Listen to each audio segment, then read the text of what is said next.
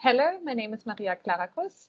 I am an affiliated researcher at the United Nations University at Maastricht, and my research focuses on the dynamics of change and continuity in developing countries with a focus on social protection, social norms, and gender. Hi, my name is Kuss Gerstenberg. I'm a PhD student of European climate policy at the University of Hamburg. It's an honor to be allowed to present here for you. Great. The paper that we are going to present today is inspired by my PhD research on the negotiations of Zambia's welfare regime, the master thesis of Anne, and our joint reflections about the role of MPs in social protection policy processes. Now, as the title of this presentation suggests, our paper focuses on an intriguing but intriguing research question, and namely, what is the role of elected politicians in donor-led social protection policy processes in Zambia? So we are asking, what is the assigned role of MPs? What is the de facto role of MPs in these processes? And how did donors influence their participation and perceptions using additional power and policy learning? And in contrast to much of the current scholarship that emphasizes the power of international donors over social protection policies and national politics, our paper is trying to unravel the agency of Zambian politicians, despite the aggressive efforts of donors to control the policy process. And we will show that, yes, donors have managed to narrow the participation of MPs in formal policy processes, as well as shape their foregrounding policy narratives through policy-oriented learning. But donors did not change their involvement in informal policy processes, for example, in their role as intermediaries between the state and the society, and they did not change the values of social justice that underpin those relations and that underpin the social contract. I will begin this presentation by saying a few words about the theoretical and ontological framework, provide a bit of background to the study, and finally present the methodology. And then Anne will present the most intriguing, interesting part, namely our findings and the conclusions. So in terms of theoretical and ontological framework, we're drawing on a constructivist institutionalist approach, which captures well how policy processes play out in practice and the different forms of power that influence them. In essence, it assumes that multiple actors, including donors and MPs, who may have different beliefs and power positions, negotiate policies at different levels of governance and at different times. So we're assuming a dialectic understanding of structure and agency. Policy actors have agencies and be able to act strategically when interacting, negotiating with others. But at the same time, they are also constrained by the prevailing institutional and ideational context that defines and underpins their relations with others. Now, our paper draws particular attention to the role of ideas and policy learning, because this is how donors attempt to alter the views of beliefs of national actors and politicians about social protection, for example. But in doing so, we borrow from Sabatier in order to get at the deeper levels of learning, because Sabatier distinguishes between different levels of beliefs. The foregrounding ideals or beliefs, like the policy solutions, as well as the deeper levels of beliefs, such as the problem definitions or the values of social justice that underpin policies. Now, in Zambia, similar to other countries, donors have played an important role in social protection policy processes. Over the years, different donors have been engaged in social protection policy processes, and they have advocated for different social protection instruments, from school feeding to a variety of different social cash transfer schemes for different population groups.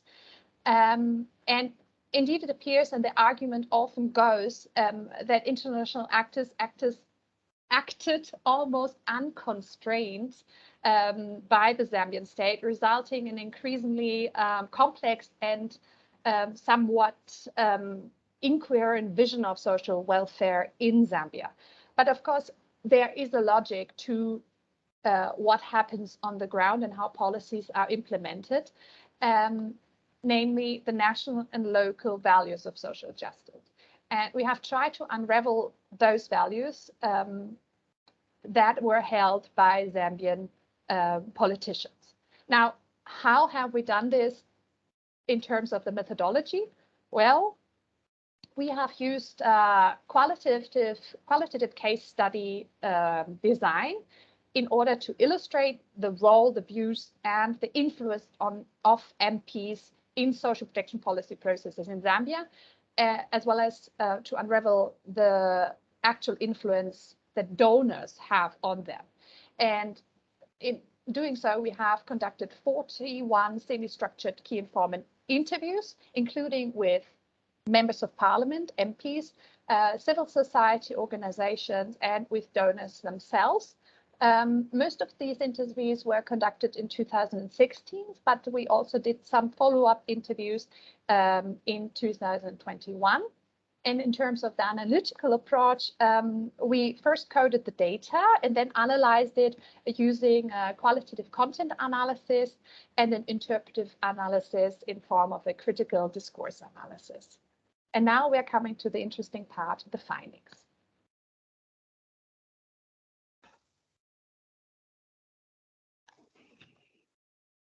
Thank you. So let me continue with our findings. Concerning the role that Zambian MPs play in social protection policy making in Zambia, we found that they perceive to have a rather limited actual influence when it comes to formal roles, like making laws or passing the budget, as this quote here demonstrates. The government tries to bring its bills, you are expected to pass them.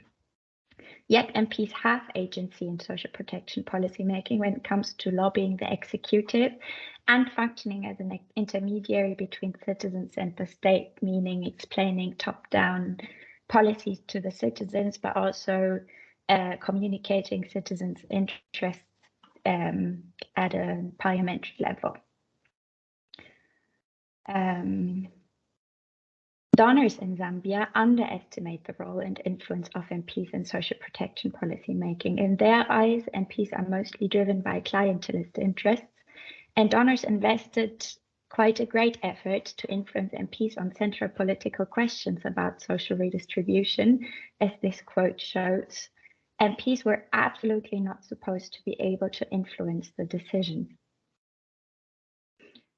So therefore, civil society organizations that are affiliated with certain donors sought to instrumentalize politicians as their social protection champions and to control their narratives of social protection through top-down learning initiatives. These consisted of trips to social cash transfer sites, where the MPs were given a theoretical presentation about the benefits of social cash transfers and then positive testimonies by the recipients of social cash transfers. So, for example, a recipient testified, "I used to stay in a grass-thatched house, but I managed to save and put on an iron sheet on the roof of my house. I used to eat one meal, but now I'm eating 2 meals.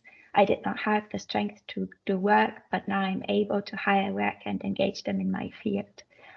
So in these presentations, social cash transfers are presented as a one-size-fits-all solution to a lot of different social protection issues. But how successful were the donors' efforts? In our interviews, the MPs reproduced donors' narratives of social protection superficially. They recounted certain narratives about cash transfers. So yes, the foregrounding policy narratives of MPs were influenced by learning initiatives, but on the other hand, MPs retained their deep-rooted beliefs about social justice that in the end undergird Zambia's state-society relations and that are more of a familialistic or traditional view, which is expressed in the following quote. Here in Zambia, we believe in the family, in the extended family. So when there's someone disabled, the family looks after them. If someone is abandoned by the relatives because of being disabled, still the community comes in. But to conclude, donors had limited success in changing the views of MPs through learning initiatives. Instead, they obstruct democratic and deliberative processes.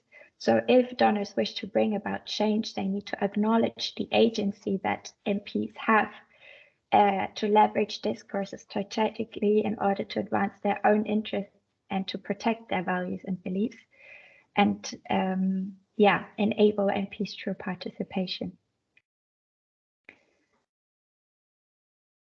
For your attention.